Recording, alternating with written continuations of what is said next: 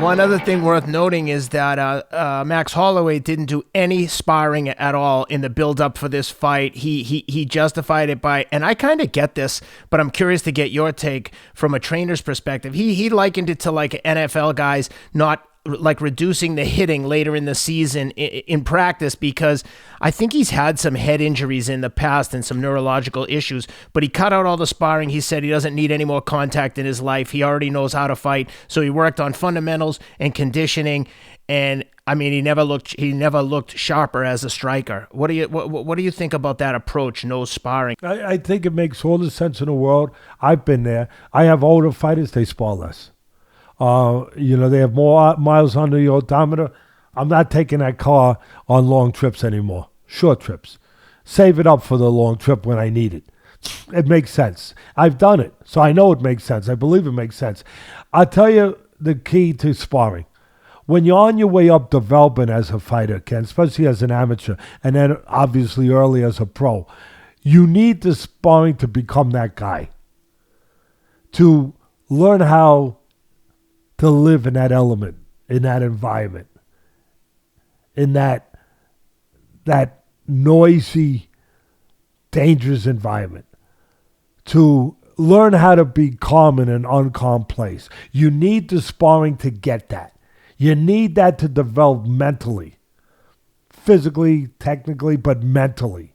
You need it to develop. But once you've developed and you've got that part of the game put away, that experience, that understanding of what your responsibility is, how you're responsible to behave in that environment, in that squared circle, in that chamber of truth.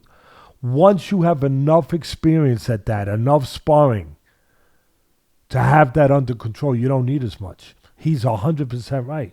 You don't need as much. Some guys still do it because they feel comfortable, like, without it, I'm not going to be ready.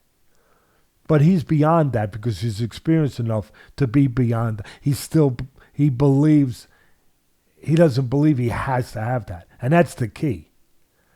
That's the key. So, and he has what he needs to mentally be that granite-willed, resolved person. He got enough to understand, again, what's going on in there. He understands what is the difference between a guy who's good and developed in technical, physical areas, but not mentally, not ready to handle the ninjas coming over the wall, the ninjas of doubt, the ninjas of pressure, the ninjas of fear. He knows what they look like. He knows what they are. He's done hand-to-hand combat with them.